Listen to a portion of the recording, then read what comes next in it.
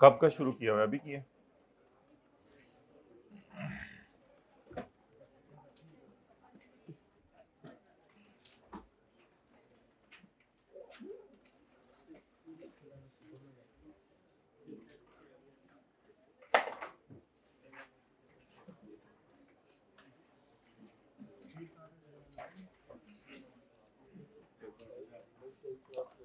तो याद रखिएगा, जब कभी carrying value, fair value, value in use सारी दी हो तो पहले कैरिंग वैल्यू और फेयर वैल्यू को कंपेयर कीजिएगा। फिर उसके बाद ये जो रिवाइज्ड कैरिंग अमाउंट आई है 80, इसको रिकवरेबल अमाउंट में यूज कीजिएगा और value in use recoverable amount higher करके निकालिएगा, फिर इंपेयरमेंट लॉस निकालिएगा। ये एंट्री कल पोस्ट कर दी थी, PP debit surplus in working 1 credit. Okay, point number 3 के लिए जरा वेट कर लें, 1-2 मिनट बच्चे आ जाएं। पॉइंट नंबर 4, इंपेयरमेंट लॉस है 15 का। एनसीआई किसके ऊपर है?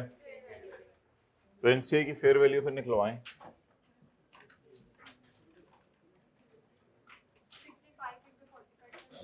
65 million shares into 40% into 17, 442. So NCI is at fair value.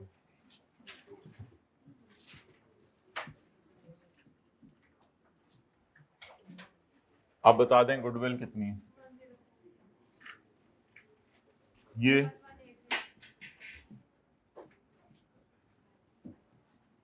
Ji 107।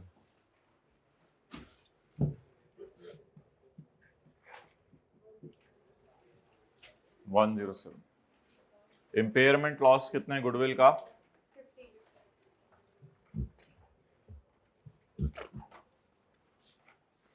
Goodwill credit, impairment loss in SRE debit.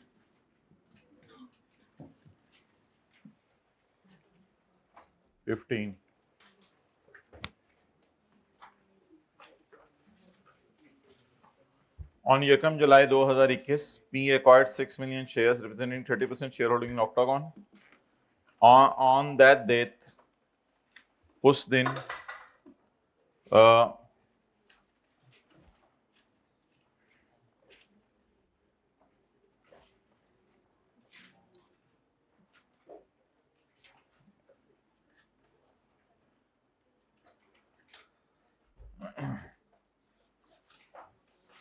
PA acquired 6 million shares representing 30% shareholding in Octagon. On that date, the fair value of each share of OL was 16. तो associate के share की fair value कुछ नहीं करनी होती। During the year 30/6/2022, OL reported a net profit of 60 million and paid total dividend of 20 million. और उसने अपनी अदर इनकम में डाल ली है। ये अदर इनकम में डाली हुई चीज निकालते उस वक्त हैं जब P&L बना रहे हो। बैलेंस शीट के एतबार से अगर रिकॉर्ड हो गया डिविडेंड तो बस ठीक है, कोई मसला नहीं। तो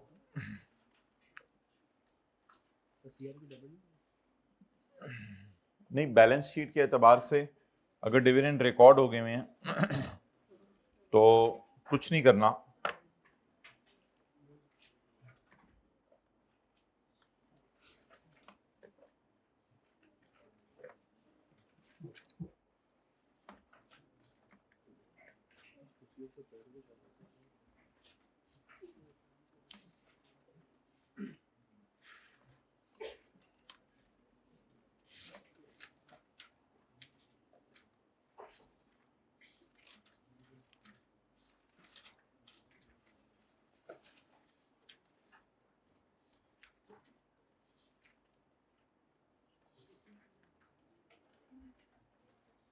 ए का dividend if recorded by accountant तो वर्किंग 6 में शो करना है। Balance sheet if recorded by accountant do nothing.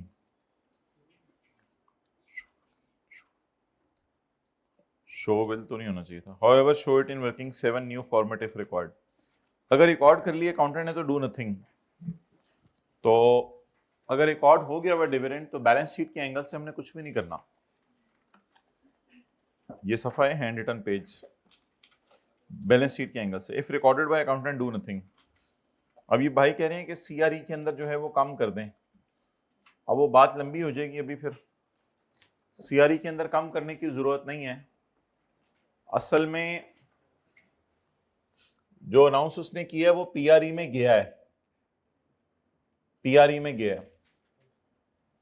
लेकिन यहां जब आपने क्लोजिंग माइनस प्री डाली है तो क्लोजिंग में वो नेट हो गया है। अब जब वो क्लोजिंग में वो नेट हो गया है तो वो वाली फिगर जब उधर जाके एडजस्ट हुई है तो वो जाके दोनों को कैंसिल कर देती है। एस का डिविडेंड भी यही होता था, अगर रिकॉर्ड हो गया पे हो गया तो कुछ भी नहीं करते थे हम, हालांकि उसमें भी हम कह सकते थे सीआरई में गया हुआ है। तो इसलिए अगर डिविडेंड्स रिकॉर्ड हो जाए तो उनको कुछ करने की जरूरत नहीं होती, क्योंकि उधर से सीआरई में चला गया होता है, इधर से एआरई में कम हो गया होता है, तो दोनों ने एक दूसरे को आपस में क्या कर दिया होता है, कैंसिल कर दिया होता है। तो इसलिए इन बातों में ज्यादा पढ़ने की जरूरत नहीं है, यहां देख लिया करें बैलेंस शीट के सवालों में। ये हैंड रिटन पेज नंबर आपका 5 है।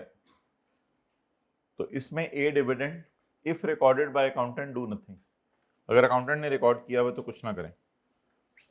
हाँ, P&L बनाते हुए अगर अकाउंटेंट ने रिकॉर्ड किया हुआ तो फिर माइनस करें।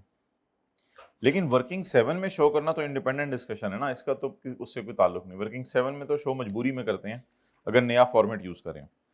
अब आप मुझे ये बताएं कि वर्किंग 7 में नया फॉर्मेट यूज करेंगे या क्लोजिंग माइनस प्री का डाटा अवेलेबल है? नया फॉर्मेट यूज करेंगे। तो पोस्ट पैट माइनस डिविडेंड ये कर दें, क्लोजिंग माइनस प्री की जगह पोस्ट पैट। अच्छा मुझे बताएं पेरेंट ने एसोसिएट को खरीदा कब है? जकम जुलाई साल का पहला दिन है या साल का मिड है? तो बस फिर पोस्ट पैट सारा ही हमारा ले लें परसेंटेज लगा के। पोस्ट पैट कितना है? 60 इंटू 4/12, कुछ नहीं करना, 3 मिनट। और उस साइड पे डिविडेंड लिखें। डिविडेंड जरा देखना पड़ेगा कि सारा दिया हुआ है या हमारा हिस्सा दिया हुआ है, ये जरा देखना पड़ेगा कि डिविडेंड सारा दिया हुआ है या हमारा हिस्सा दिया हुआ है। सारा दिया हुआ है तो बस ठीक है, फिर हमारा हिस्सा लगाएं। 20 इंटू जी 6। लेकिन आप थोड़ा ध्यान कीजिएगा कि 18 और 6 को नेट करके लेके जाएं 12। 18 और 6 नेट करके लेके जाएं 12। ARE 18 minus 6 12। ये थोड़ा सा जरा हाईलाइट कर लीजिएगा, ये इंपॉर्टेंट है आज कि यहां आपने नेट करके लेके जाना है। 18 माइनस 6 ये बताया था लेकिन किया पहली दफा है। अब मैं 1 मिनट दे रहा हूं, जो लोग लेट आए हैं जरा देख लें, यहां तक कोई फिगर आप लोगों की मिसिंग है तो नोट कर लें। शुरू से देखना शुरू कर दें जो कल से कर रहे थे।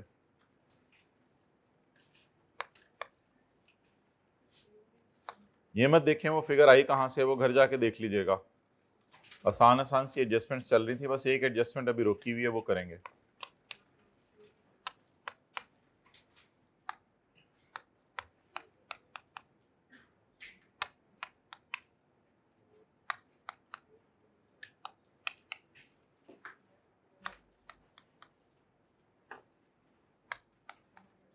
चले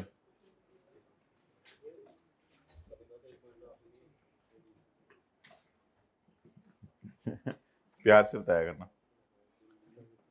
अच्छा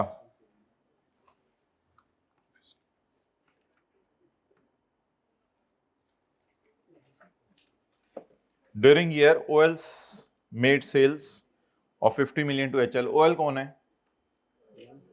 एसोसिएट। ए ने किसको चीजें बेची हैं? पेरेंट को। ए ने पी को चीजें बेची हैं at 20% above cost. 60% these goods were sold during the year. तो मैंने कहा था फिर डायरेक्ट लगाया करें। Working number 8। सोल्ड कितने? 50 मिलियन। अनसोल्ड 60%। कितना आ गया? अनसोल्ड 20, अनसोल्ड का प्रॉफिट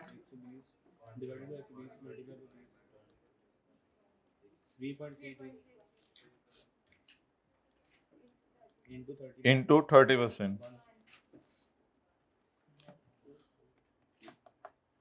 देखें इधर सोल्ड, अनसोल्ड, अनसोल्ड का पीस शेयर किसने बेचा? ए ने। एआरई कहां पड़ी हुई है? किसने खरीदा? पी का तो स्टॉक नजर आ रहा है, पी का तो स्टॉक नजर आ रहा है, पी का स्टॉक नजर आ रहा है। CRE debit inventory credit. इस तरह ये एंट्री नहीं करके आया करनी पेपर में, बस ये कैलकुलेशन शो करनी है, एंट्री ज़बानी सोचनी है। बच्चे एंट्रीज कर रहे हैं आप। CRE debit inventory credit,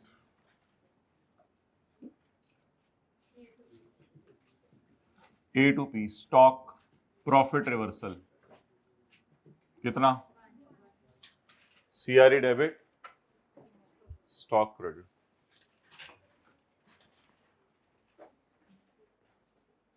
ji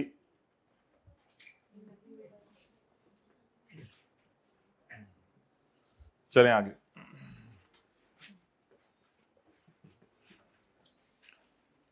HL values NCA at acquisition at its fair value। चलें जी, इस सवाल के अंदर था तो कुछ नहीं, ऐसे टाइम ही ज़ाया हुआ है, तो पॉइंट नंबर 3 इसका कराना था, वो देख लो।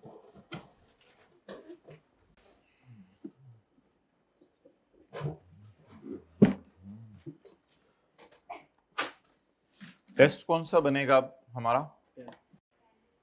नहीं होते खैर है, मतलब कौन सा टेस्ट, किस चीज का टेस्ट बनेगा? IAS 28 और साथ पीछे वाला कोई टॉपिक बता दें। IAS 21 और IFRS 8 या लीज?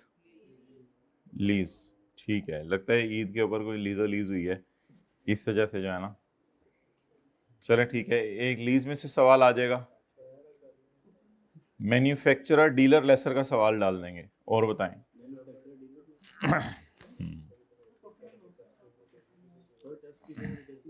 हाँ जी, नहीं वो एक दो थे जरा, ये बुक की वजह से लेट हुए हैं, टेस्ट चेक होने, बुक पे काम हो रहा था, अब कल चली गई है, अब इंशाल्लाह जल्दी जल्दी होने शुरू हो जाएंगे।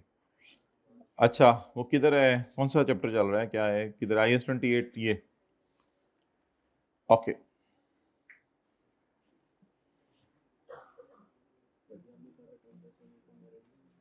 अच्छा मुझे याद कराना, फिर मुझे आज याद कराना, रात को फिर देखेंगे पोजीशंस किन की आई हैं।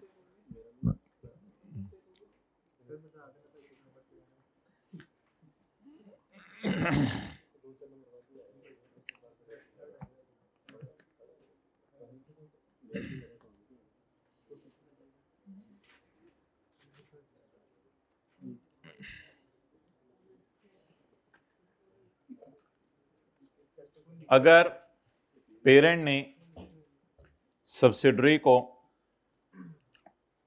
इन्वेस्टमेंट प्रॉपर्टी किराए पे दी हुई है, तो ऐसी सूरत में देखना पड़ेगा कि पेरेंट ने सब्सिडरी को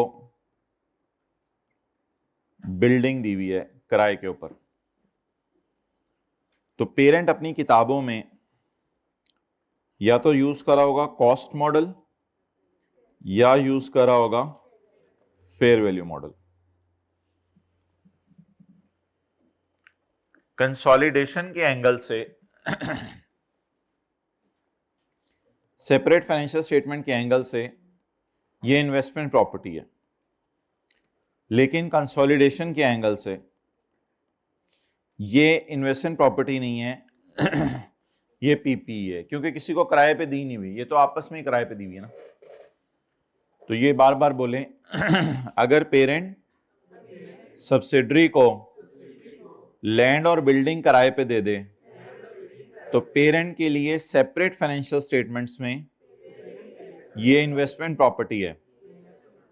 पेरेंट की मर्जी है कॉस्ट मॉडल फॉलो करें या फेयर वैल्यू मॉडल फॉलो करें। अगर पेरेंट कॉस्ट मॉडल फॉलो कर रहा है तो हमें फिर कुछ करने की जरूरत नहीं पड़ेगी, क्योंकि पीपी भी नॉर्मली कॉस्ट मॉडल पे पड़ी होती हैं चीजें, और फेयर वैल्यू मॉडल तो पीपी में बहुत रेयर यूज होता है। तो पीपी में पहले ही कॉस्ट मॉडल पे पड़ी होती हैं चीजें, इन्वेस्टमेंट प्रॉपर्टी भी कॉस्ट मॉडल पे पड़ी हुई है, तो हमें कुछ करने की जरूरत नहीं पड़ेगी, सिवाय इसके कि बस थोड़ा सा इन्वेस्टमेंट प्रॉपर्टी से निकाल के पीपी में डाल देंगे, वो हल्के से चेंज लानी पड़ेगी। जैसे पैसे बैंक में जमा करा दिए तो एक छोटी सी एंट्री होती थी, बैंक डेबिट कैश क्रेडिट, इसी तरह इन्वेस्टमेंट प्रॉपर्टी से निकाल के इन्वेस्टमेंट प्रॉपर्टी क्रेडिट करके पीपी में डालनी पड़ेगी। जब पेरेंट भी कौन सा मॉडल यूज कर रहा था, कॉस्ट, और कंसोलिडेशन एंगल से तो है ही पीपी, तो वहां कौन सा मॉडल यूज होना चाहिए, कॉस्ट मॉडल यूज होना चाहिए। अच्छा, लेकिन अगर कभी पेरेंट अपनी सेपरेट फाइनेंशियल स्टेटमेंट में इन्वेस्टमेंट प्रॉपर्टी को फेयर वैल्यू पे रखा हुआ है, तो फिर हमें क्या क्या करना पड़ेगा, हमें सबसे पहले शिफ्ट करना पड़ेगा, किसको, इन्वेस्टमेंट प्रॉपर्टी को, कहां से कहां, investment property credit, PP debit. लेकिन वो इन्वेस्टमेंट प्रॉपर्टी फेयर वैल्यू पे पड़ी होगी, तो हमें उससे लाना पड़ेगा ब्रिंग टू कॉस्ट, उसे कॉस्ट पे लाना पड़ेगा। कॉस्ट पे लाने के बाद फिर हमें उससे डेप्री यानी फेयर वैल्यू मॉडल उल्टा के कॉस्ट मॉडल रिडक्शन रिकॉर्ड करनी पड़ेगी। 2 स्टेप और परफॉर्म करने पड़ेंगे। आ जाए आगे। अच्छा, तो व्हेन एवर पेरेंट सब्सिडरी को इन्वेस्टमेंट प्रॉपर्टी अगर दे, अगर पेरेंट सब्सिडरी को इन्वेस्टमेंट प्रॉपर्टी दे किराए के ऊपर, तो पेरेंट जब सब्सिडरी को इन्वेस्टमेंट प्रॉपर्टी किराए के ऊपर देगा, तो फिर अगर पेरेंट कॉस्ट मॉडल यूज करे अपनी सेपरेट फाइनेंशियल स्टेटमेंट में, तो फिर कंसोलिडेशन एंगल से भी कॉस्ट मॉडल यूज होना चाहिए, क्योंकि ज्यादा एंट्रीज की जरूरत तो नहीं पड़ेगी, कम से कम पीपी को, वो इन्वेस्टमेंट प्रॉपर्टी को पीपी में तो शो करना पड़ेगा। लेकिन अगर पेरेंट खुदा ना खास्ता यूज करे फेयर वैल्यू मॉडल, तो फिर 3 एडजस्टमेंट्स करनी पड़ेंगी। सबसे पहले हमें शिफ्ट करना पड़ेगा इन्वेस्टमेंट प्रॉपर्टी से पीपी में, इन्वेस्टमेंट प्रॉपर्टी से पीपी में, PP debit, investment property credit, बाद में नोट कीजिएगा। उसके बाद अब पीपी में फेयर वैल्यू पे चला गया, क्योंकि इन्वेस्टमेंट प्रॉपर्टी में फेयर वैल्यू पे पड़ा हुआ था। मिसाल के तौर में हमने खरीदा हुआ 100 का, बाजार में 110 का है, तो यहां 110 का पड़ा हुआ है अब, क्योंकि इन्वेस्टमेंट प्रॉपर्टी में तो 110 का पड़ा हुआ था, इसको उठा के वापस किस पे लाना पड़ेगा, 100 पे लाना पड़ेगा। तो उसके लिए हमें ब्रिंग किस पे करना पड़ेगा, ब्रिंग टू कॉस्ट। जब कॉस्ट पे आ जाएगा, तो फिर तो कॉस्ट पे पड़ा होगा, मैंने तो कॉस्ट मॉडल पे लाना है, कॉस्ट मॉडल का मतलब डेप्शन माइनस करें, फिर मुझे डेप्शन भी रिकॉर्ड करनी पड़ेगी।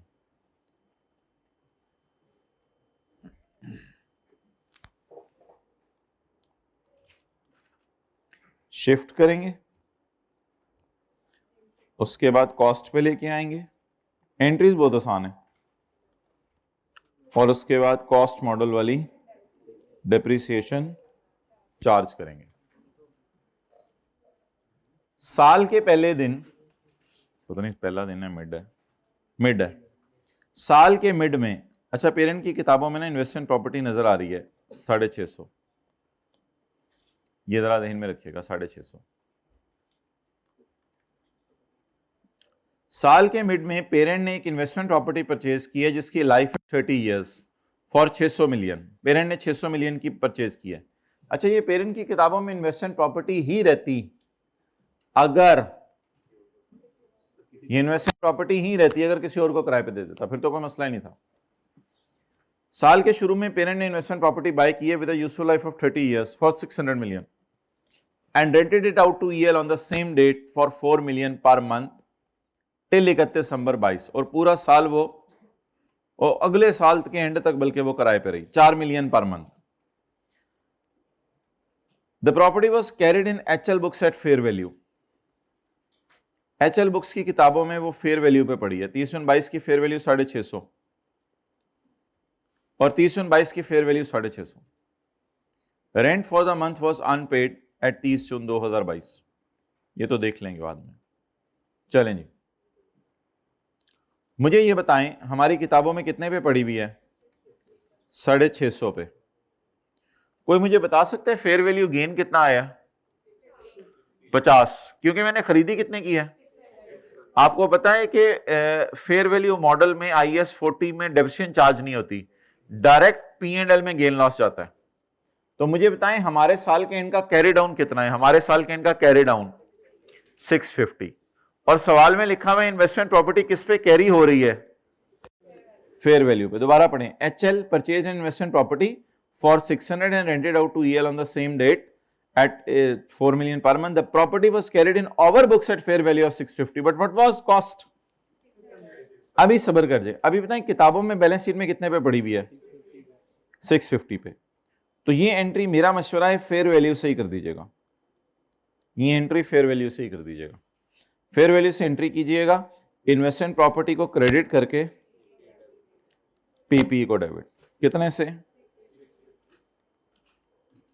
650 से।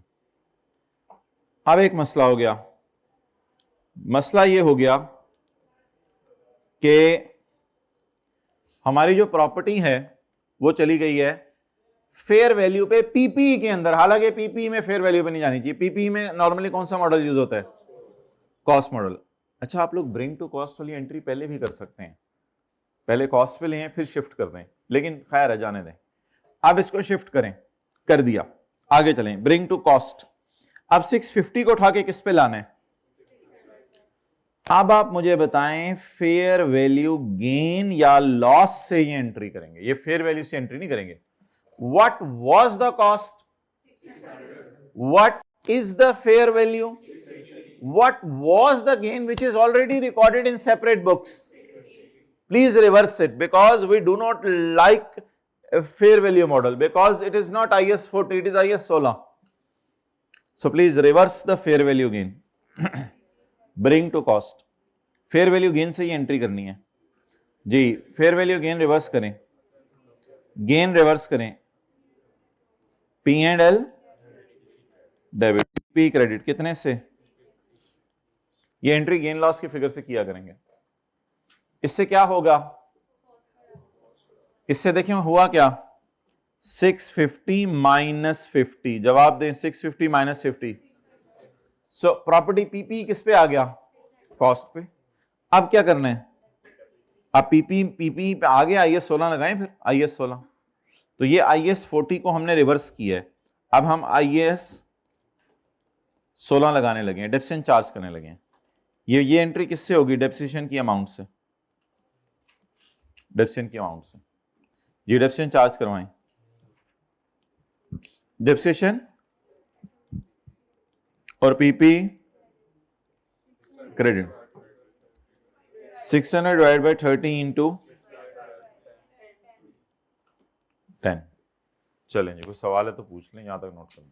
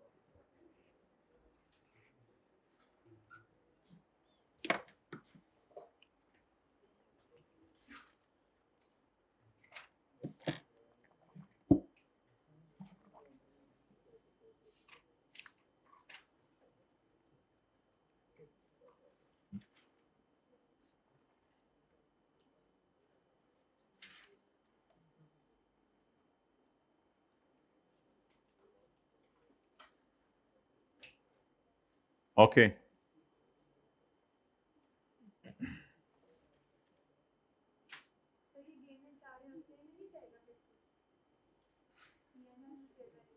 नहीं नहीं, ये तो IS 40 वाले गेन पी एंड एल में गए होते हैं ना, तो पी एंड एल में ही उल्टाएंगे। हाँ जी, हाँ एक्सपेंसेस बढ़ा देंगे, पी एंड एल के अंदर एक्सपेंसेस बढ़ा देंगे, अदर इनकम कम कर देंगे, समझ लें अदर इनकम कम कर देंगे।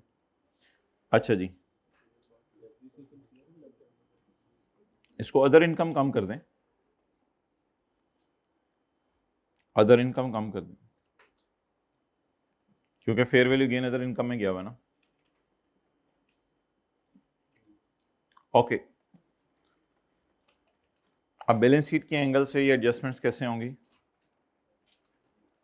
किसकी किताबों में ये पढ़ा हुआ था IS 40 पे? किसकी किताबों में ये पढ़ा हुआ था IS 40 के मुताबिक? पेरेंट की। ठीक है, अब किसकी किताबों में हमने पढ़ा रहने दिया लेकिन IS 16 पे ले आए हैं? पेरेंट। तो ये एडजस्टमेंट भी सी आई। Okay, next. अच्छा बताएं, बैलेंस शीट में किस पे पड़ा हुआ था? सादा सी बात है, खरीदा कितने का था? 600 का। और बैलेंस शीट में किस पे पड़ा हुआ है? 650 पे। तो पहली एंट्री करें 650 वाली।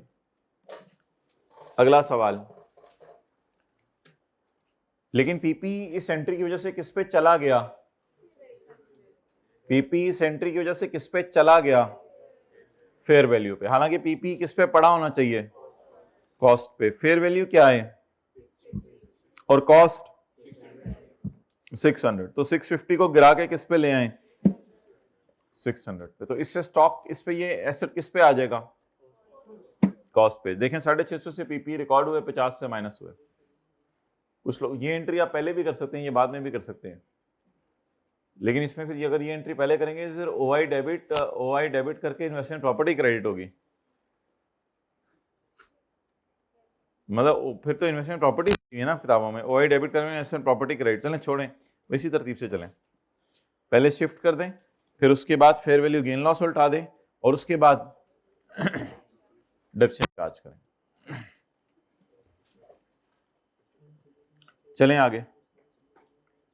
अब आप मुझे बताएं कि जून के महीने का रेंट अभी तक अनपेड है, यानी उसने पे नहीं किया, उसकी किताबों में पेबल नजर आ रहा होगा, ये मतलब होता है इसका, वॉज अनपेड, उसकी किताबों में पेबल नजर आ रहा होगा, तो हमारी किताबों में रिसीवेबल नजर आ रहा होगा।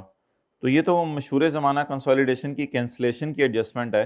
ये तो कभी हुआ करेगी, कभी नहीं हुआ करेगी, कोई मस्त तो नहीं है, तो इसको कैंसल आउट कर दें। बोलें, रेंट रिसीवेबल क्रेडिट,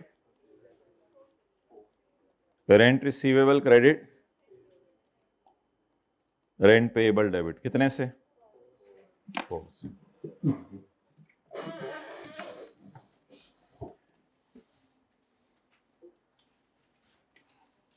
लाइन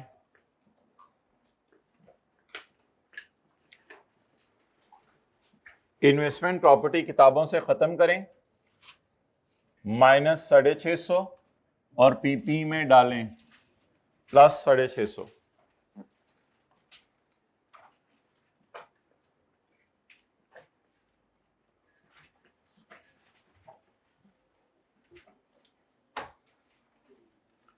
इससे नुकसान ये हुआ कि पीपी चला गया किस पर?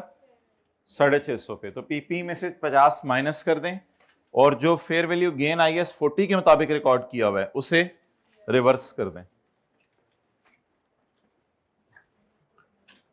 Reversal of fair value gain कितना? 50। CRE debit, PP credit.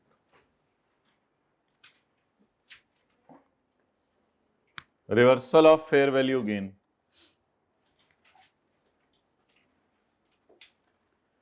अब ये एसेट किस पे आ गया? 600 पे, लेकिन कॉस्ट मॉडल पे 600।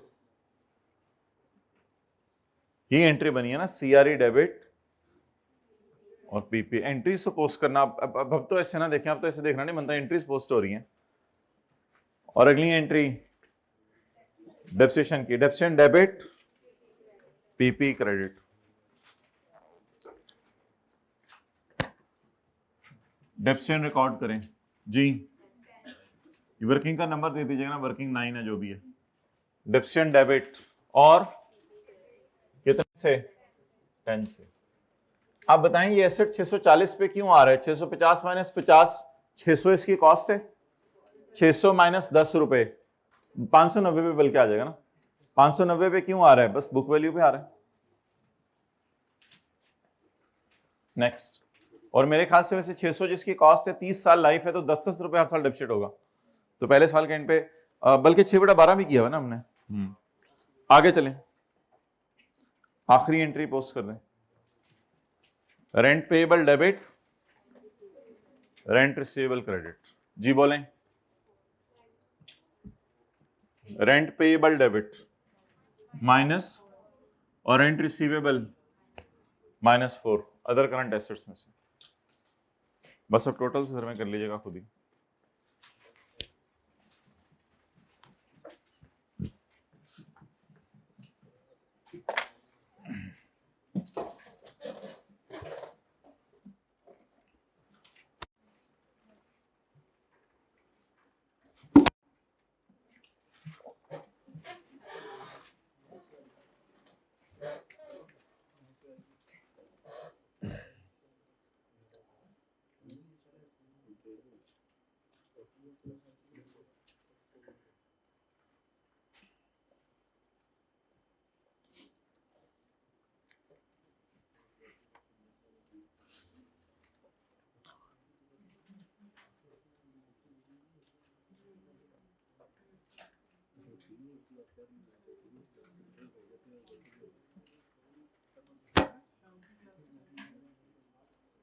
वही क्लास अभी 4 बजे कॉस्ट वाले आते हैं, 3:45 हम शुरू कर लेंगे, 15 मिनट इधर उधर की बातें करके, फिर 4 बजे से लेके 6 बजे तक कर लेंगे, बीच में नमाज की ब्रेक ले लेंगे। ओके अच्छा माय डियर, आगे चलें। अब तो बस क्या कितने दिन रह गए हैं अब तुम। अच्छा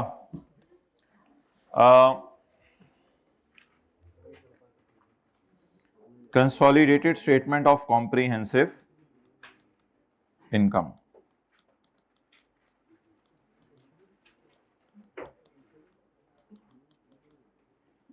ओके पहली एंट्री बोलें क्या है? PP debit investment property 650। अगली एंट्री बोलें।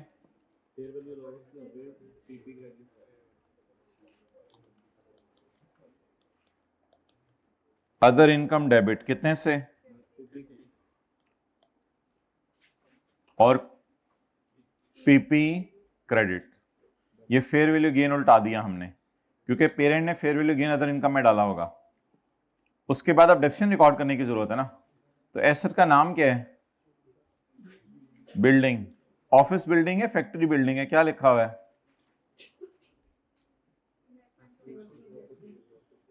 बस कुछ नहीं लिखा हुआ ना, तो बस डेप्रिसिएशन रिकॉर्ड करें। डेप्रिसिएशन रिकॉर्ड करने की एंट्री बताएं। डेप्रिसिएशन डेबिट कितने से? 10 से। तो P&L में तो सिंगल एंट्री प्रोसेस सॉल्व होगा ना। और हाईलाइट कर लें P&L में क्या जाएगा। P&L के अंदर तो जाएगा ये, और P&L के अंदर जाएगा ये। दूसरी वाली एंट्री क्या इंश्योर कर रही है? फेयर वैल्यू गेन रिकॉर्ड हो रिवर्स हो? रिवर्स हो। और तीसरी वाली एंट्री क्या इंश्योर कर रही है? डेप्रिसिएशन रिकॉर्ड हो। और एक और काम जो बड़ा इंपॉर्टेंट है, रेंटल इनकम और रेंट एक्सपेंस कैंसिल करना है। रेंटल इनकम और रेंट एक्सपेंस कैंसिल करना है। वो ना रिसीवेबल पेएबल नहीं होगा, वो full interest income interest expense नहीं जैसे कैंसिल होती थी, वो उससे होगा। तो 4 मिलियन का किराया पर मंथ है, तो 6 महीने का 24। तो ये एक बड़ी इंपॉर्टेंट एडजस्टमेंट है जो हमने बैलेंस शीट में नहीं की, P&L में होगी -24 -24। रेंटल इनकम एक की अदर इनकम में पड़ी होगी, और रेंटल इनकम दूसरे की रेंट एक्सपेंस में पड़ी होगी। तो इसलिए अदर इनकम और एडमिन एक्सपेंसेस में से माइनस कर देंगे, जैसे interest income interest expense minus करते थे। तो ये एडजस्टमेंट हाईलाइट करने के काबिल है, क्योंकि ये एडजस्टमेंट उन 4 एंट्रीज से नहीं निकली, ये एडजस्टमेंट हमने बिल्कुल नई की है। आपस की इनकम एक्सपेंस कैंसिल होगी।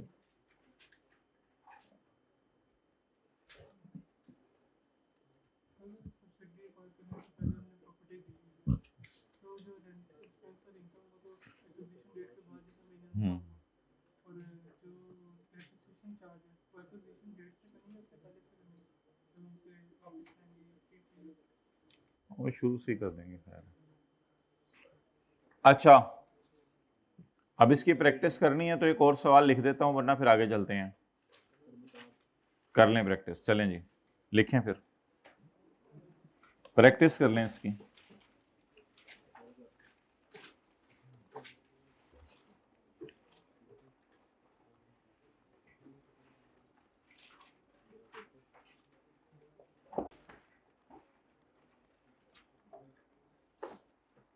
Parent has provided a property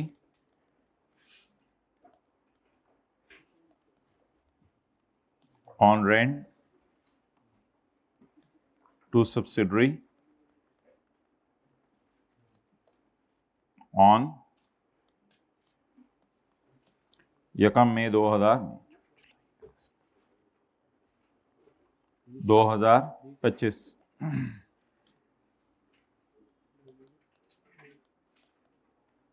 at monthly rent of 16 million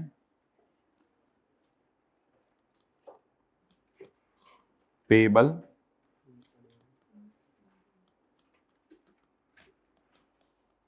at end of each quarter.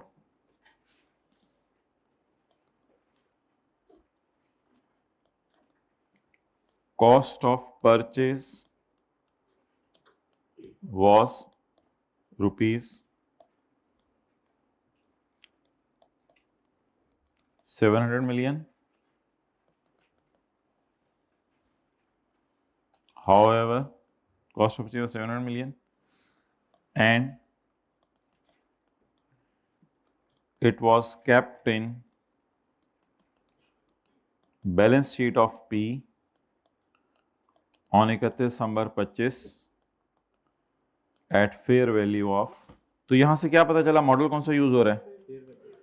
At fair value of rupees 580 million. चलें, ये रहे 31 दिसंबर 25 है।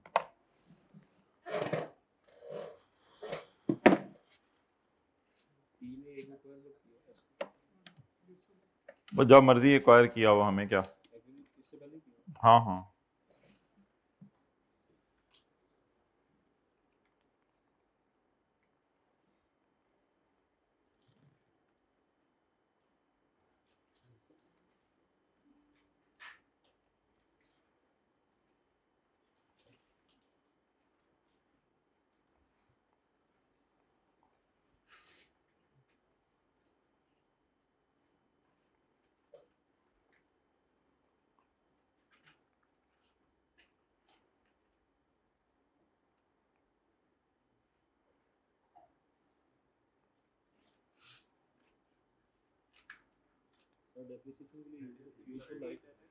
डेप्सिन की यूजफुल लाइफ दे दें।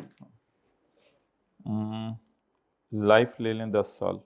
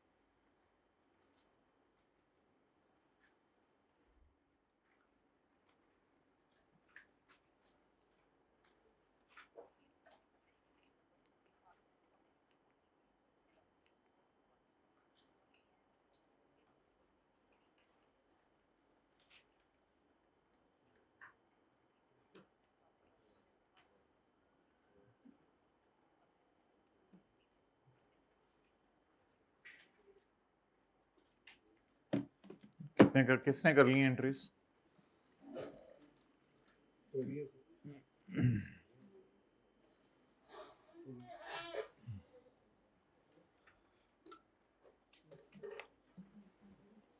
ओके, बैलेंस शीट में किस पे पड़ी हुई है?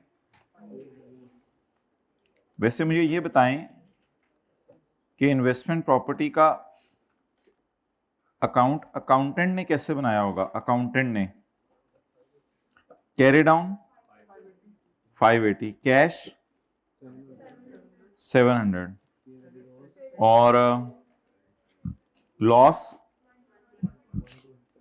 चलिए एडमिन एक्सपेंसेस में डाल देंगे हम। डन।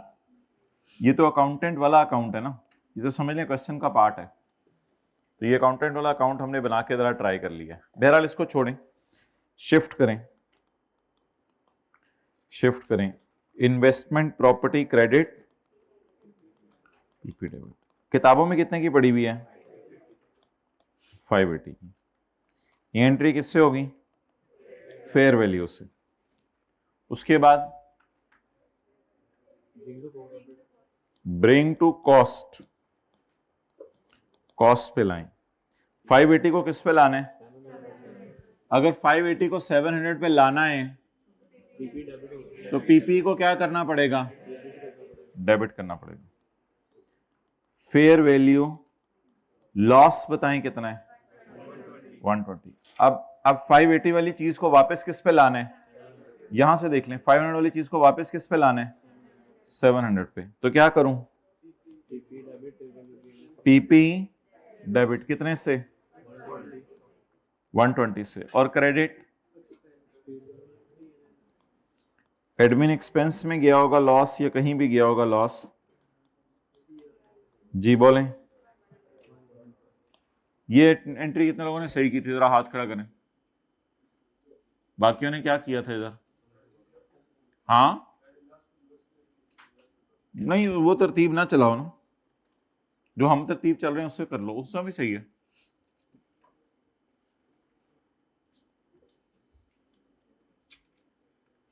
जी क्लियर? बता दें, हाथ खड़ा कर दे भाई। Second last row, third last row, आप लोगों ने हाथ ही नहीं खड़े किए थे। तो क्लियर, समझ आ गई? ओके, अगला काम क्या करना है? डेप्सिएंट चार्ज करें। Depreciation debit with the amount of depreciation.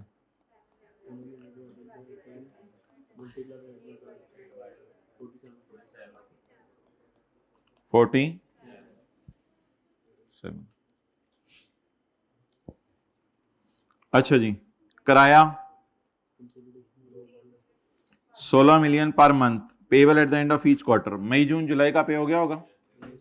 कब? मई जून जुलाई का कब पे हुआ होगा? 31 जुलाई को, मई जून जुलाई का। अगस्त सितंबर अक्टूबर का कब पे हुआ होगा? अक्टूबर के एंड पे। नवंबर दिसंबर का पे हुआ होगा? नवंबर दिसंबर का जनवरी में पे होगा। तो ईयर एंड के ऊपर कितना पेएबल होगा? 2 महीने। ये 32 मिलियन की फिगर कितने लोगों ने सही निकाली थी? कितने लोगों को आप पता चला 32 मिलियन है? कितने लोगों ने 16 मिलियन को समझ लिया था रिसीवेबल पेएबल?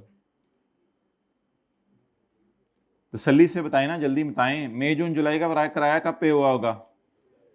ओ भाई, ये कोई मैं आपसे अकाउंटिंग का सवाल नहीं पूछ रहा। किसी भी बंदे को घर किराए पे देके उसे ये सवाल पूछ लें कि हर महीने 3 महीने के एंड पे तूने किराया दिया करना है। मई जून जुलाई का किराया कब देगा? जुलाई के एंड पे। किसी लेमैन से भी पूछ लें। अगस्त सितंबर अक्टूबर का किराया कब देगा? अक्टूबर में। नवंबर दिसंबर का किराया कब देगा? जनवरी के एंड पे। तो दिसंबर के एंड पे तो वो रिसीवेबल है, तो कैंसल आउट करें। रेंट और रेंट कितने से? 30 टू नवंबर दिसंबर का किराया।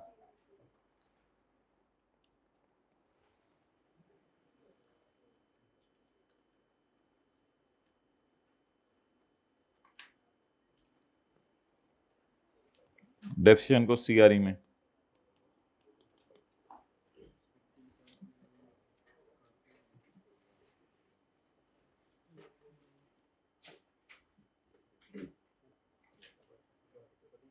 जी। Any question? क्लियर?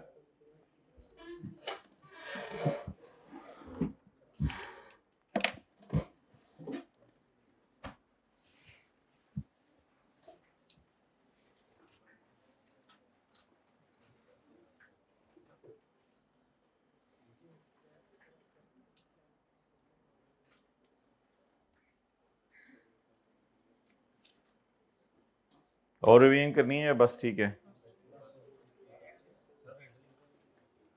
P&L में करना है। P&L भी कर लें भाई, कह रहे हैं।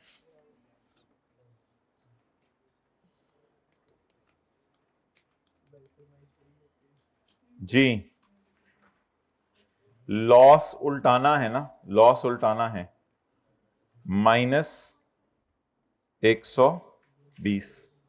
अदर इनकम तो नहीं उल्टानी ना, लॉस उल्टाना है। फेयर वैल्यू लॉस उल्टाने ना, फेयर वैल्यू लॉस उल्टाने। एडमिन एक्सपेंसेस कम करने हैं ना, पहले अदर इनकम कम की थी, अब एडमिन एक्सपेंस कम करने हैं, समझे, माइनस होगा ना। यहां से भी देखो एडमिन एक्सपेंस क्रेडिट, प्लस तो नहीं होगा। पहले अदर इनकम कम की थी, अब खर्चे कम, नहीं मत, नहीं नहीं वो नहीं करना। डन, खर्चे तो खर्चों में गए होंगे ना, नहीं समझ आई। दोनों तरीके से देख लें, अदर इनकम कम की थी, अब क्या कम करें, खर्चे कम करें। और खर्चे कम करने के लिए एक्सपेंसेस क्या होते हैं, क्रेडिट। कुछ नहीं समझ आ रहा तो एडमिन एक्सपेंस क्रेडिट करने का क्या मतलब है, माइनस, डेप्शन बढ़ाएं, +47। और वो जो एक और एडजस्टमेंट करनी होती है, 16 ज़रब 8, 16 ज़रब 8 कितना, 128।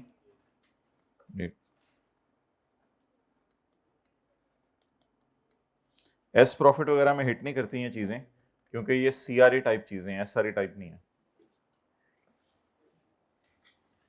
तो ये पी एंड एल के फेस के ऊपर एडजस्टमेंट्स हो जाएंगे।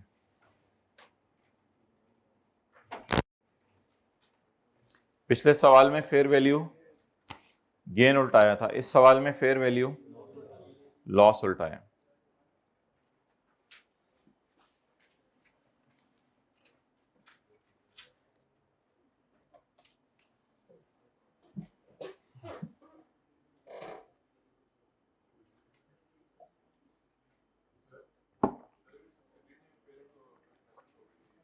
अगर सब्सिडी ने पेरेंट को इन्वेस्टमेंट प्रॉपर्टी दी है तो भी यही होगा सारा।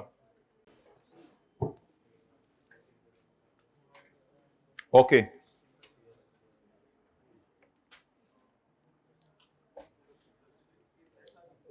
क्या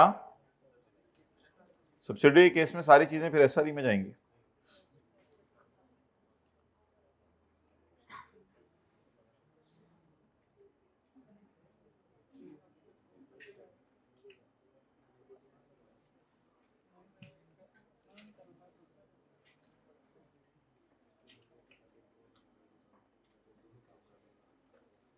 ओके पेज 711, 711 निकाल लें।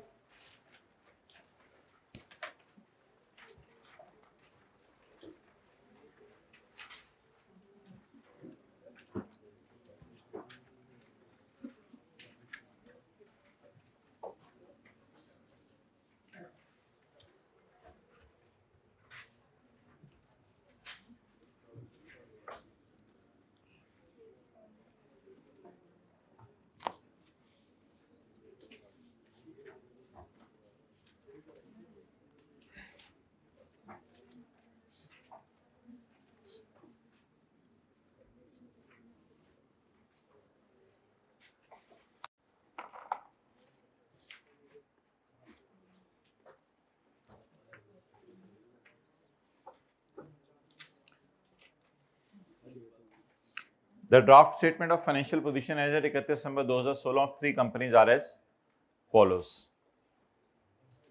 पीपी आ रही है, इन्वेस्टमेंट आ रही है, करंट एसेट्स आ रहे हैं, शेयर कैपिटल आ रहा है, रिटेन्ड अर्निंग आ रही है और रीवैल्यूएशन सरप्लस आ रहा है।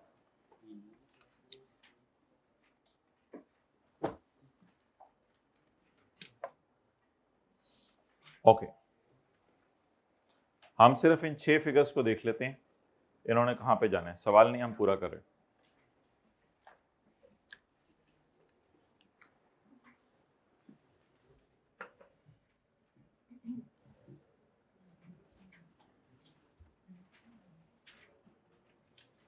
आप लोग बाद में नोट कर लीजिएगा।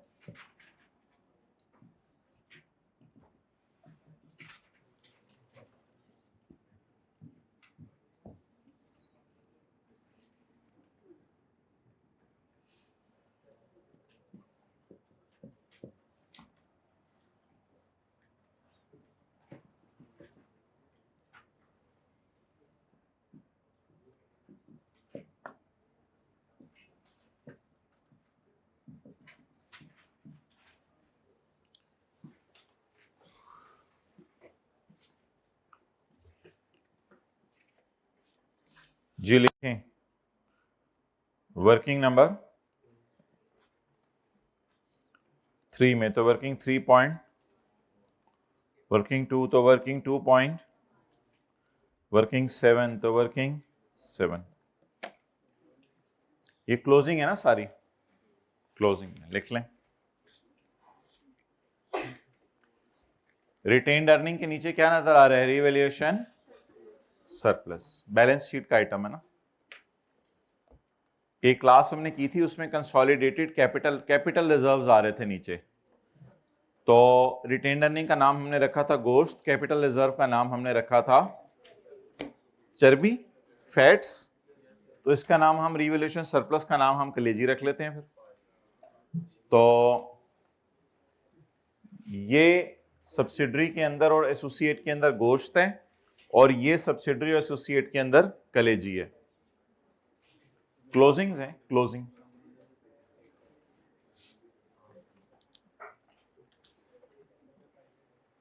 जी क्लोजिंग आ रही, बोलें पी आ रही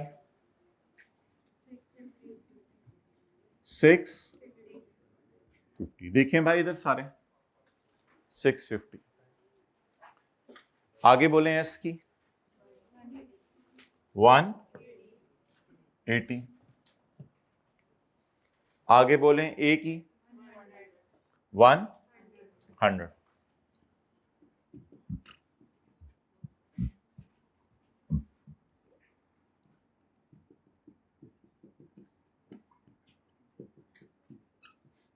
जी कितनी? 100।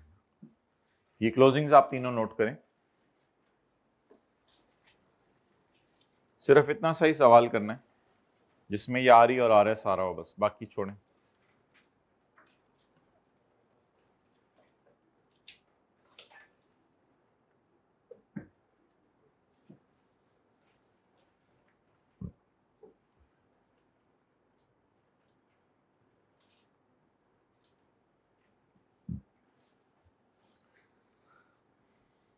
अच्छी तरह अपने जहन में बिठा लें सब सारी क्लोजिंग कहाँ आती हैं। आपके यहाँ जहन में बिठाने की जरूरत नहीं। पीआरई एसआरई हमें पहले ही बचपन की आदत पड़ी हुई है, एआरई हमें पता चल गया हुआ क्लोजिंग माइनस प्री वाली में जाती है, तो क्या जहन में बिठाना है?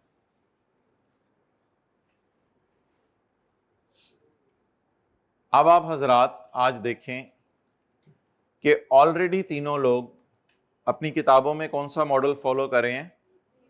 Revaluation model. ऑलरेडी तीनों लोग अपनी किताबों में कौन सा मॉडल फॉलो कर रहे हैं?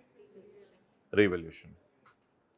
इसलिए क्लोजिंग रिवैल्यूएशन सरप्लस तीनों की किताबों में नजर आ रहे हैं। चलें जी लेट्स स्टार्ट।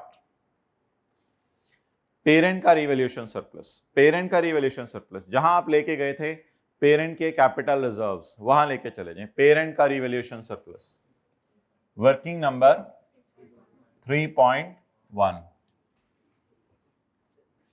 पेरेंट का रिवैल्यूएशन सरप्लस बोलें 2। बिल्कुल जहां पेरेंट की आरी लेके गए हैं वहीं पे ले जाएं पेरेंट का रिवैल्यूएशन सरप्लस।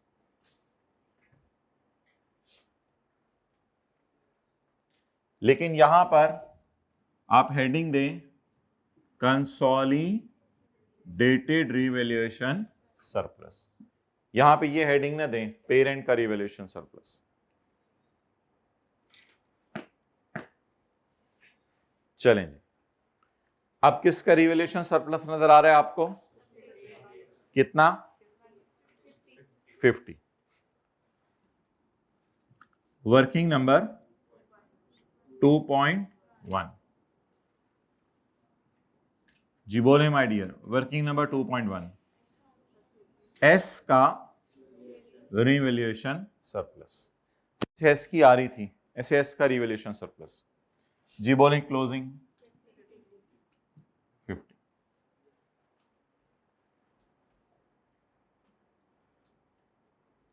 बताएं आप पेरेंट का रिवैल्यूएशन सरप्लस कहां शो किया है?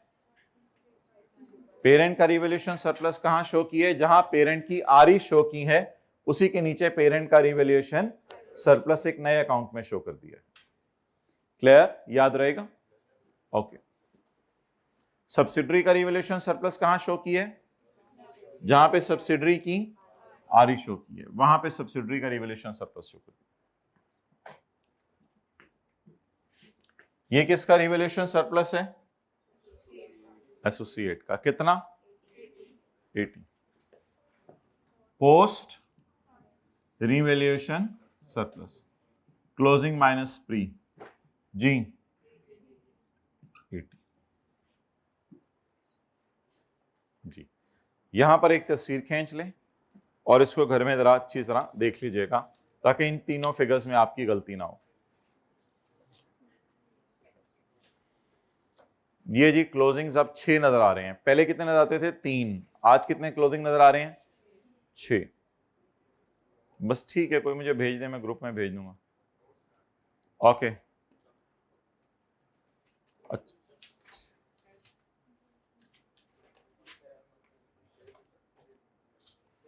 मैं बार बार आपके जहन में डालना चाह रहा हूं, पेरेंट का क्लोजिंग सरप्लस कहां नजर आएगा?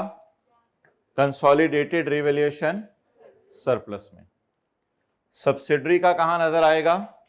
सब्सिडरी रिवैल्यूएशन, और इसकी जहां आरी पड़ी है पोस्ट आरी, वहीं इसका पोस्ट आरएस आएगा। अब दो लोगों का प्री दिया होगा, दो लोगों का प्री दिया होगा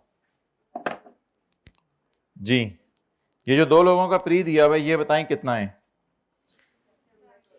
7 नीचे आए ना, आरीस पहले बताएं कितनी है? 70 और 20। ये तो पुरानी चीज है। कितना? 70 और 20। 20 किसकी है? एक। ये तो बस इधर ही आती है, फिर आगे परसेंटेज लग के ये कहीं और जाएंगे। फिर बस आगे चलें। रिवैल्यूएशन सरप्लस, मेरे ख्याल से ये 30 और 45 प्री है, तो बाकी फिर पोस्ट है, यानी क्लोजिंग है ना ये, तो प्री से क्लोजिंग तक पहुंचते हुए दरमियान में पोस्ट आया होगा। बहरहाल प्री सरप्लस कितने हैं? 30 एंड इनकी आप लोगों ने डबल एंट्री नहीं करनी है एसेट अकाउंट में, क्योंकि ये प्री हैं, ऑलरेडी रिकॉर्डेड है किताबों के अंदर। पोस्ट वाले भी ऑलरेडी रिकॉर्डेड है, सारे रिवैल्यूएशन मॉडल पहले ही फॉलो करें, एसेट सारी डेबिट हुए पड़े हैं। तो मैं पीपीई को नहीं हिट करा, लेकिन आपके सामने पीपीई बना देता हूं, लेकिन मैं पीपीई में लेके कुछ नहीं जा रहा, पीपीई में लेके कुछ नहीं जा रहा। आप बताएं किस किस के सरप्लस नजर आ रहे हैं? अच्छा जी, इसका प्री बताएं।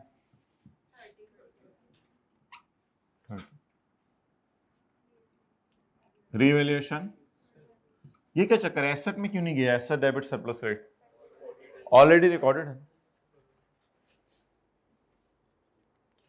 और उसका प्री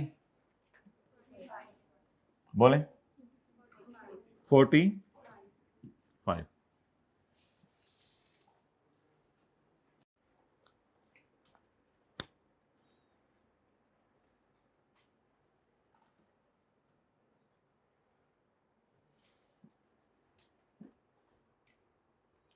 ओके नाउ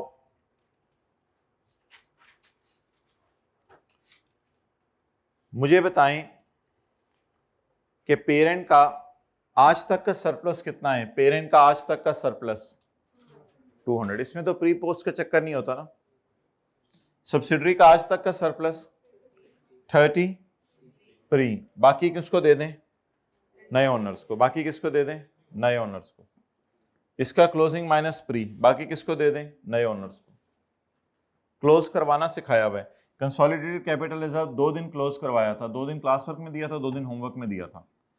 क्लोज करवाना सीखें, बताएं कहां कहां जाना था? कंसोलिडेटेड कैपिटल रिजर्व, सॉरी वो सब्सिडरी कैपिटल रिजर्व था यहां पे, इसको क्लोज करवाएं।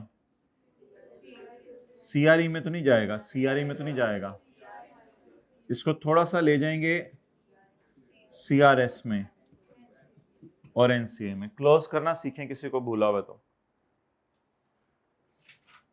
जी क्लोज करवाएं।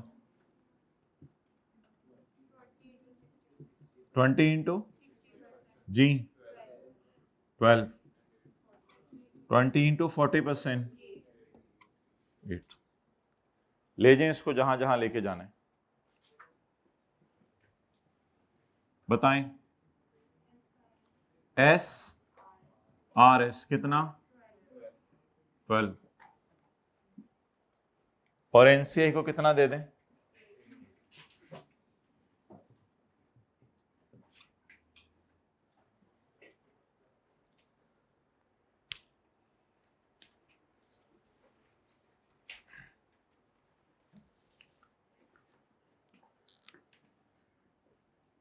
अब इधर आके परसेंटेज लगाएं, साथ साथ लगाएं परसेंटेज। 30%। ये कहां जाता है 24? ये 24 कहां जाता है? सीआरई में कितना 24।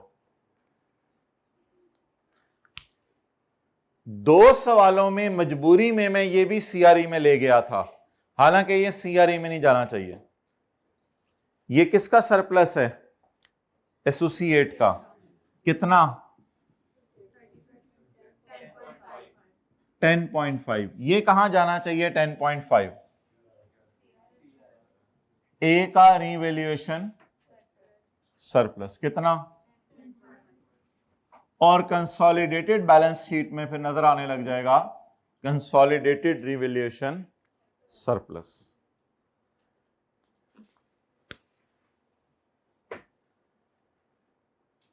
जी बताएं कितना? 2.5।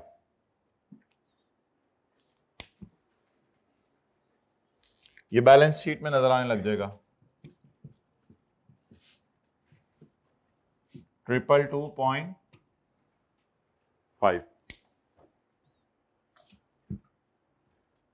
कितने लोगों को बहुत आसान लगा है?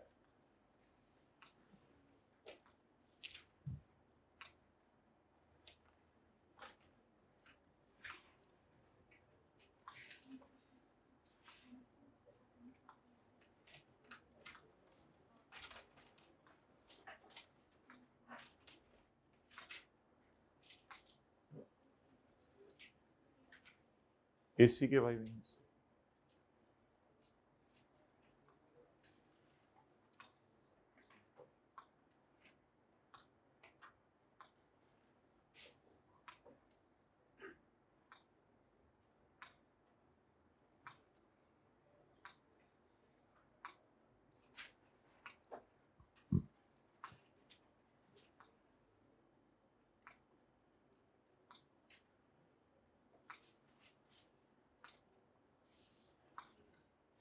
अच्छा,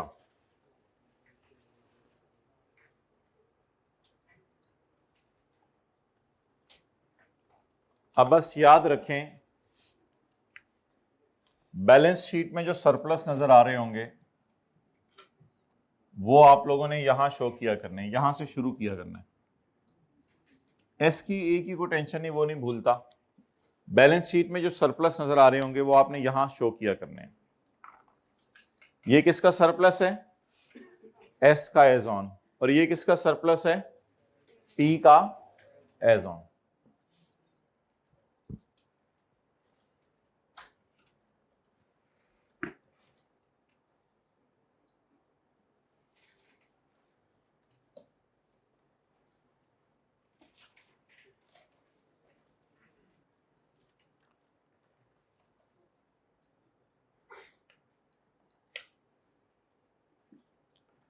अच्छा, तो बोले पी के सरप्लस के लिए कौन सा अकाउंट खुलता है?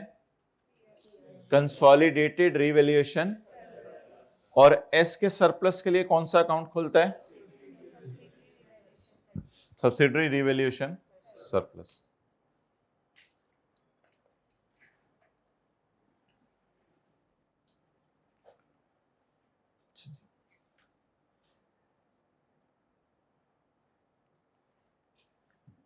आज हम एक सवाल करेंगे, उसमें सवाल में लिखा होगा कि पेरेंट कॉस्ट मॉडल यूज, अभी तो तीनों रिवैल्यूएशन मॉडल यूज कर रहे थे ना।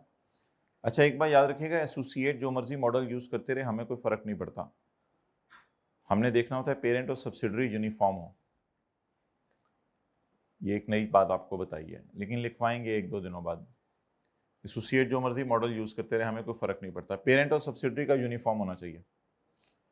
एक सवाल आज हम करेंगे अगली क्लास में, उसमें पेरेंट यूज कर रहा होगा कौन सा मॉडल? पेरेंट यूज कर रहा होगा कॉस्ट मॉडल और सब्सिडरी यूज कर रही होगी रीवैल्यूएशन मॉडल।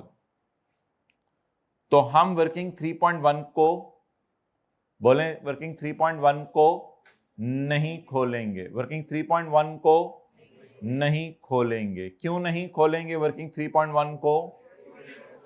क्योंकि पेरेंट कौन सा मॉडल फॉलो कर रहे हैं?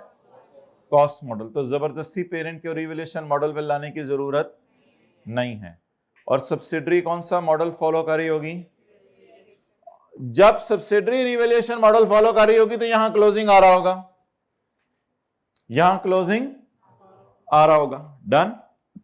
यहां तक बात समझ आई तो बताएं, फिर मैं आगे चलता हूं, वरना आगे चलने में कोई फायदा नहीं। पेरेंट कौन सा मॉडल यूज करे? तो I will not open working 3. अच्छा, कोई tell me, if subsidiary is using revaluation model, मैं कौन सा टी अकाउंट खोला करूंगा? SRS। If parent is using revaluation model तो मैं कौन सा खोला करूंगा account? Consolidated capital, consolidated revaluation surplus. Okay, now I am asking you a very beautiful question. Parent is not following revaluation model, तो मेरे ख्याल से 200 सवाल में नजर नहीं आ रहा होगा। भाई देखें ना, मेरे साथ इंटरेस्ट लें, 200 सवाल में नजर, बट सब्सिडरी इज यूजिंग, उसके सारे एसेट डेबिट डेबिट हो गए हैं, एसेट अकाउंट में कोई मसला नहीं, पीपी में सब डेबिट डेबिट पड़ा हुआ है। तो सब्सिडरी कौन सा मॉडल यूज करी होगी? Revaluation model. भाई अब तो इधर क्यों देख रहा है? अब पेरेंट नहीं ये रिवैल्यूएशन मॉडल फॉलो कर रहा, तो ये अकाउंट नहीं बनेगा। तो 200 नजर ही नहीं आ रहा होगा ना बैलेंस शीट में। वो बैलेंस शीट आज जो हम सवाल में करेंगे क्या होगा, उसमें पेरेंट की किताबों में ये 200 नजर ही, तो ये वर्किंग 3.1 में लेके जाने की जरूरत ही, लेकिन इसको ले जाएंगे वर्किंग 2.1 में, इसको ले जाएंगे वर्किंग 2.1। तो फिर क्या नजर आ रहा होगा? 200 नजर आ रहा होगा, 50 नजर आ रहा होगा, 50 नजर आ रहा होगा। सवाल को बताना पड़ेगा, सवाल चीख चीख के बताएगा, भाइयों इसमें से प्री इतने, तो प्री को हम लेके चले जाएंगे इधर। प्री तो जाहिर बात है सऊदी किंग के। अब मेरा आप लोगों से सवाल है कि ये जो बाकी बचेगा 12 जमा 8 20, ये किसको बांटेंगे? जल्दी जल्दी हाथ खड़ा करके बताइएगा। 12 जमा 8 जो बचेगा ये किसको बांटेंगे? जरा जल्दी बताइएगा। 12 जमा 8 हम रिवैल्यूएशन मॉडल रिवर्स कर देंगे और यहां पे एंट्री करेंगे SRS debit, asset credit. Asset को कॉस्ट मॉडल पे ले आएंगे बिकॉज पेरेंट के साथ यूनिफॉर्म अकाउंटिंग पॉलिसी होनी चाहिए। इस अकाउंट को किताबों से खत्म कर देंगे। ये अकाउंट जब क्रिएट हुआ होगा तो बचपन में FR1 में क्या एंट्री पड़ी थी? Asset debit revaluation surplus. इस अकाउंट को खत्म करने की एंट्री बताएं। रिवैल्यूएशन सरप्लस डेबिट और एसेट क्रेडिट। यानी कि इस अकाउंट से हम कहीं चीजें किसी को देंगे या उल्टा इस अकाउंट को खत्म करने की कोशिश करेंगे। लेकिन प्री दे देना सऊदी किंग को प्लीज, प्री पे कोई फड्डा नहीं, प्री उधर ही जाएगा। लेकिन इधर इधर हमें क्या लिखूंगा? अभी पास पेपर क्वेश्चन 8 करना है हमने पार्ट बी में। इधर क्या लिखूंगा? एसेट। इस सारे की जगह क्या लिखूंगा? Asset. What will be the objective? What will be the objective? To bring the asset back to cost, to bring the asset back to cost. इससे एसेट किस पे वापस आ जाएगा? ये बात मैं 5 दफा कर रहा हूं आपसे, 5 दफा दोबारा करता हूं। पेरेंट भी रिवैल्यूएशन मॉडल फॉलो कर रहे हैं, सब्सिडरी भी रिवैल्यूएशन मॉडल फॉलो कर रही है। तो ये क्या है? पेरेंट का क्लोजिंग सरप्लस, पेरेंट का क्लोजिंग सरप्लस और सब्सिडरी का क्लोजिंग सरप्लस। ये इधर आ जाया करेगा। आगे टी अकाउंट कैसे मूव करना है वो मैं नहीं बता रहा, वो आसानी से कब कर लिया करेंगे। ये दो फिगर्स उठाना सबसे क्रिटिकल है। ये दो अकाउंट खोलना, 50 और 200। यहां पे बात खत्म होगी, साइड पे कर दूं।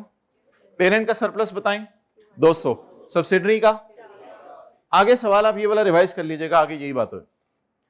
अगर खुदा ना खास्ता पेरेंट क्या कहे कि मैंने रिवैल्यूएशन मॉडल फॉलो, तो 200 नजर आ रहा होगा सवाल में। प्लीज प्लीज प्लीज बोलें, कुछ लोग ऐसे कर रहे हैं। 200 नजर आ रहा होगा सवाल में? नहीं नजर आ रहा होगा ना? तो जब नहीं नजर आ रहा होगा तो वर्किंग 3.1 खोलने की जरूरत नहीं है, क्योंकि पेरेंट कौन सा मॉडल फॉलो करे, सब्सिडरी कौन सा मॉडल फॉलो करिए, तो फिर क्लोजिंग नजर आ रहा होगा, उसमें से थोड़ा सा सऊदी किंग को दे देंगे जो उसका बनता है, उस पर कोई बात नहीं। और इधर इधर हम क्या लिख देंगे, एसेट अकाउंट, एसेट अकाउंट। अगली बात हाथ खड़ा करके बताएं, हाथ खड़ा करके, हाथ खड़ा करके, हाथ खड़ा करके, हाथ खड़ा करके, अगला कॉन्सेप्ट हाथ खड़ा करके बताएं, जल्दी बताएं जल्दी। नहीं डेप्रिसिएशंस नहीं,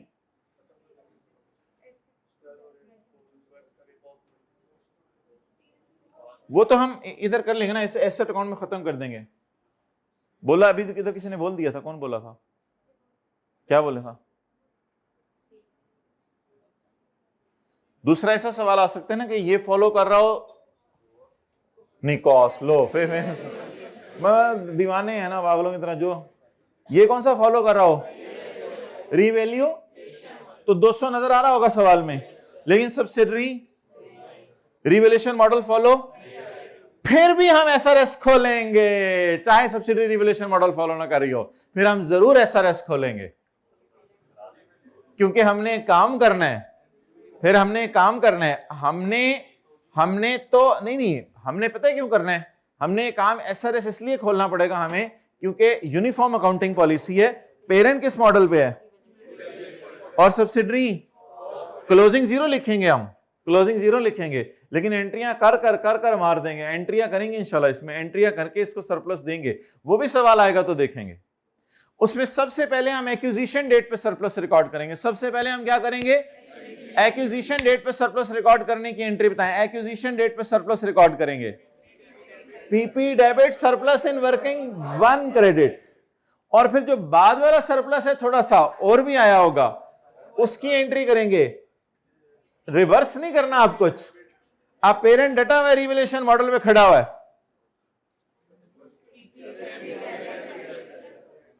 तसल्ली से लॉजिक बेस पे चलें। अब सब्सिडरी कहती है कि मैंने रिवैल्यूएशन मॉडल नहीं फॉलो किया हुआ, चलो ठीक है, एक्विजिशन डेट पे मेरा सरप्लस है 10 रुपए, और इस दिन मेरा सरप्लस हो गया 40 की इंक्रीज आई।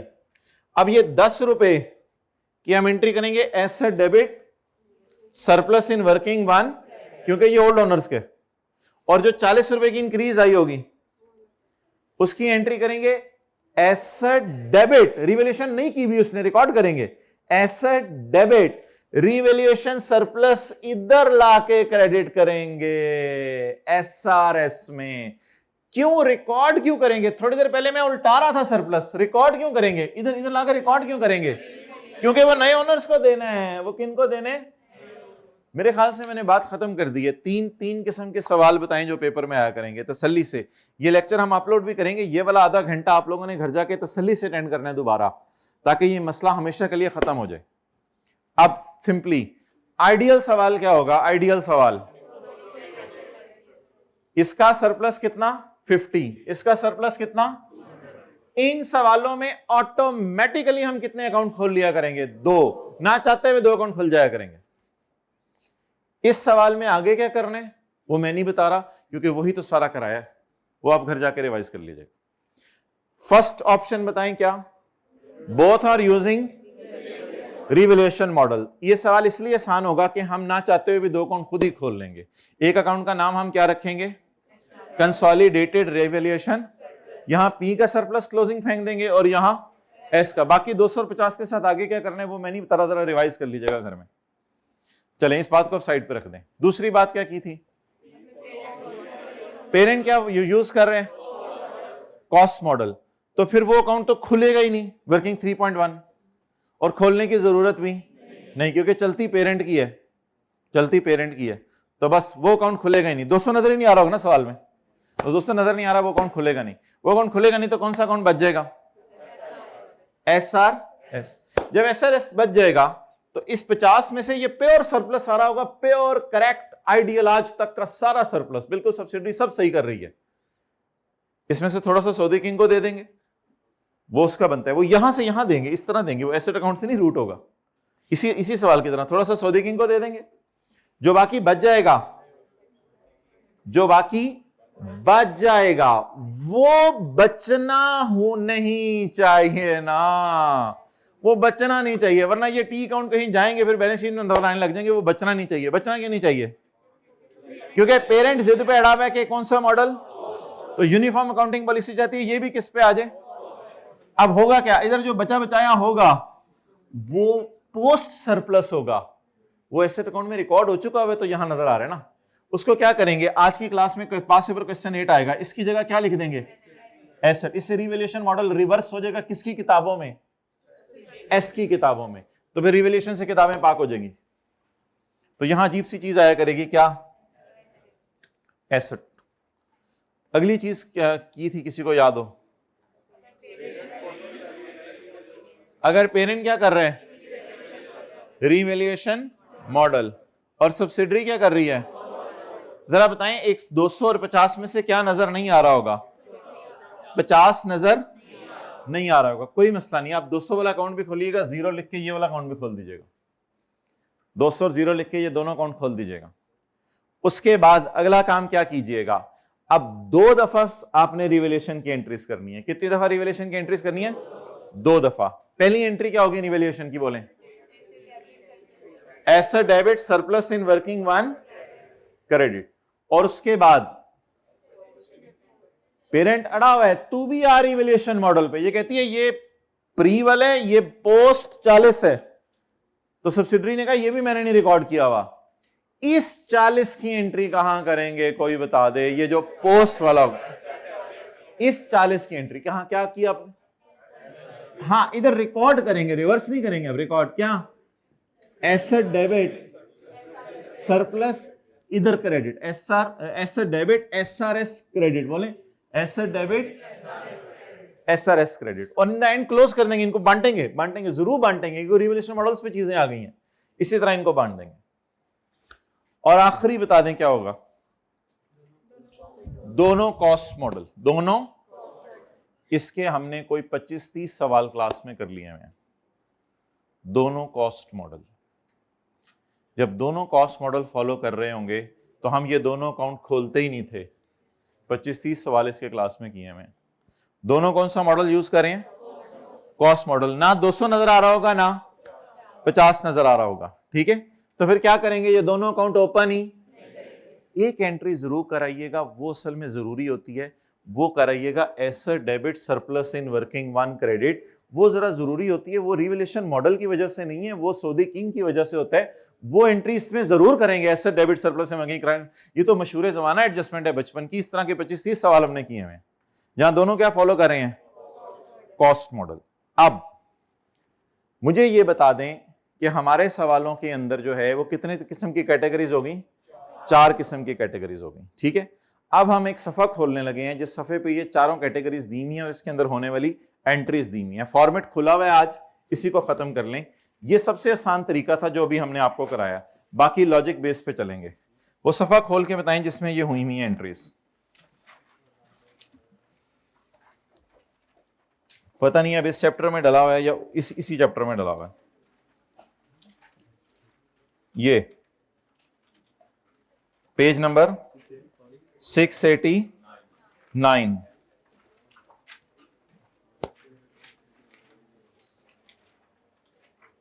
Page number 689, done. अच्छा, थोड़ा सा जरा रिलैक्स हो जाए, टेक लगाएं। एक काम करें, इस पेज के ऊपर 2 अकाउंट खोलें, एस आर एस और सी आर एस, और सी आर एस में लिखें पी आर एस।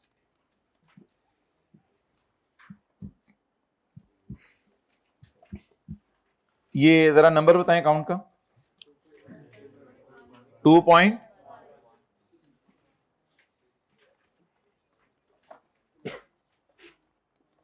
और इसका 3.1।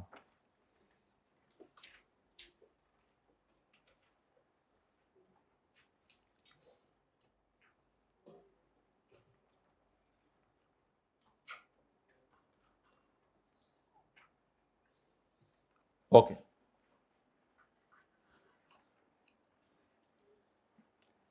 एट एक्विजिशन डेट क्या करना है और बैलेंस शीट डेट पे क्या करना है, ये दो चैलेंजेस हैं, ठीक है। पेरेंट कौन सा मॉडल यूज करें, कॉस्ट मॉडल। तो क्या ये पीआरएस नजर आ रहा होगा, पीआरएस, तो ये अकाउंट नहीं खोलेंगे, ये अकाउंट नहीं खोलेंगे, तसल्ली से मेरे साथ साथ चलें। सब्सिडरी कौन सा मॉडल फॉलो करिए, तो एसआरएस नजर आ रहा होगा, एसआरएस, एसआरएस क्लोजिंग नजर आ रहा होगा। तो ये दो अकाउंट नहीं खुलेंगे, जब ये दो अकाउंट नहीं खुलेंगे तो इस तरह के 25-30 सवाल क्लास में किए हैं। तो इसमें बता दें बस एक एंट्री जरूर कीजिएगा याद से, वो बड़ी जरूरी होती है। वो क्या थी, asset debit surplus in working one, और बैलेंस शीट पे कुछ नहीं करना होता। डन, आगे चलें। ये दो अकाउंट खुले ही नहीं और बार बार हमारा काम हो गया।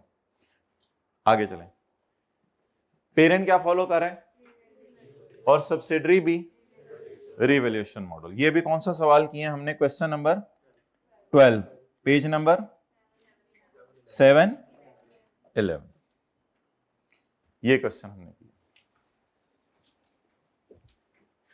इसमें ना वैसे हमने जर्नल एंट्रीज कोई नहीं की, लेकिन मैं आपको इस तरह नहीं रिकमेंड करूंगा, ये वाली चीजें देखने में मजा आएगा। इसमें हमने जर्नल एंट्रीज कोई नहीं की, बस प्री सरप्लस को याद से वर्किंग वन में ले जाइएगा, प्री सरप्लस को याद से, लेकिन वो भी ऑटोमेटिकली चला जाएगा आपका, उसमें गलती होने का चांस नहीं है। तो इसको ना पढ़ें, कोई फायदा नहीं होगा, बस घर जाके सवाल कीजिएगा, खुद ही हैंडल हो जाना आपसे। लेकिन ये दो अकाउंट खुलेंगे, ये दो अकाउंट खुलेंगे। पी का रिवैल्यूएशन मॉडल यहां लिखना है आपने क्लोजिंग, और एस का रिवैल्यूएशन मॉडल यहां लिखना है। यहां 200 रुपए लिखने हैं पेपर में और यहां 50 रुपए, और आगे फिर वही करना है जिस तरह क्वेश्चन 12 में किया।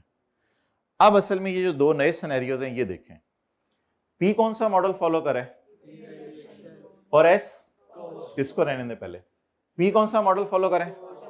अगर पी कॉस्ट मॉडल फॉलो कर रहे हैं तो ये वाला अकाउंट तो मैंने खोला ही नहीं होगा। तो एस कौन सा मॉडल फॉलो करे। अब अगर 50 का सरप्लस है तो इसमें से 30 किसको दे दें, सऊदी किंग को। 30 किसको दे दें, normally no general entry at acquisition date, और प्री सरप्लस यहां से निकाल के कहां ले जाएं, वर्किंग वन में, प्री सरप्लस वर्किंग वन में ले जाएं। लेकिन एक काम करना पड़ेगा, 50 माइनस 30, 20 रुपए इस अकाउंट में बच गए। अब इसको बैलेंस शीट में नहीं लेके जाना, अगर बांट दिया दोनों में तो बैलेंस शीट में चले जाएंगे, एनसीए का कैरी डाउन और वो बैलेंस शीट में चले जाएंगे, बांट दिया तो बैलेंस शीट में चले जाएंगे। लेकिन हम रिवैल्यूएशन को खत्म करना चाह रहे हैं। अब बताएं क्या एंट्री करेंगे, सोच के एसआरएस डेबिट और एसेट, देखिए ये क्या एंट्री बन रही है, एसआरएस डेबिट, एसआरएस खोला है आपने नीचे अकाउंट, याद रहेगा, और एसेट ये कब करनी है, बैलेंस शीट, ताकि सारा सरप्लस किताबों से वैनिश हो जाए, खत्म हो जाए, फिनिश हो जाए। आगे लॉजिक पे चलें, पी कौन सा मॉडल फॉलो करें, अब आ जाए ना इधर, पी कौन सा मॉडल फॉलो करें, तो ये 200 नजर आ रहा होगा। एस कौन सा मॉडल फॉलो करे, ये अकाउंट खोल लीजिएगा, ये अकाउंट खोल लीजिएगा,